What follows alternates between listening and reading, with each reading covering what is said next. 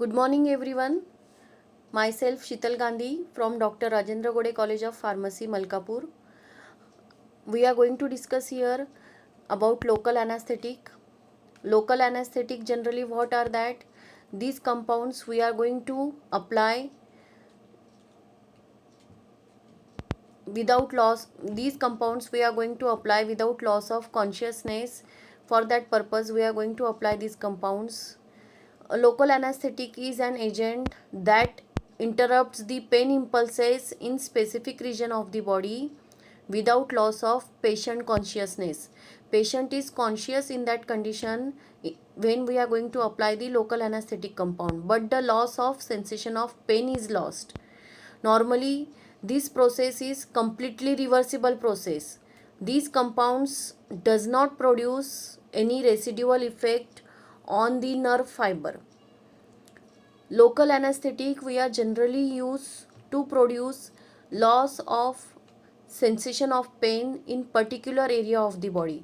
That particular area may be different. In they are going to act by blocking the both sensory nerve impulses and motor nerve conduction, and they are going to produce the temporary loss of sensation without the loss of consciousness. These local anesthetic compounds we are administered, if we are going to administer them in correct concentration, they are going to block the nerves that carry the pain sensation and automatic impulses in local areas of the body. Generally, these compounds produce insensitivity in the limited area around the site of application or injection of the drug are called as the local anesthetic. At the specific part of body, they are going to produce the sensation and the patient is consciousness when we are applied the local anesthetic compounds.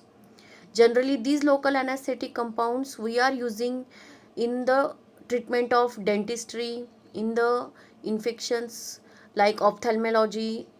We can also use them in minor surgical operations like endoscopy. These compounds we can also use topically for getting the temporary relief of pain from the insect bites from the burn wounds. On the basis of method of administration and site of application of this local anesthetic, we have classified them into different types. In that, first one is what our surface or topical anesthesia. As the name is going to suggest us, these compounds we are directly applied to the mucosal surface or damaged skin surface or wounds, burns, to get relief from the pain or itching. We should also be, these compounds must be able to penetrate the tissues readily. An example of this surface or topical anesthesia is what? Lignocaine. It is going to block the sensory nerve endings in the skin or mucous membrane. Then next type of local anesthesia is what? Infiltration anesthesia. What is going to happen in this? The drug is injected subcutaneously to paralyze the sensory nerve endings around the area which is to be anesthetized. And the example of that is what? When the tooth extraction process is going to carried out or dentistry treatment is carried out, we are going to apply these compounds, and the example is what? Your pilocarpine, prilocaine, these are the examples of that. In these, the finer nerve endings are going to be affected in the case of infiltration anesthesia. Then next is our nerve block anesthesia. Now in this nerve block anesthesia, this local anesthetic is injected as close as possible to the nerve trunk that are going to supply the specific area to be anesthetized, and they are going to block the conduction in both sensory and motor fibers. And the next last type of anesthesia is what? Spinal anesthesia.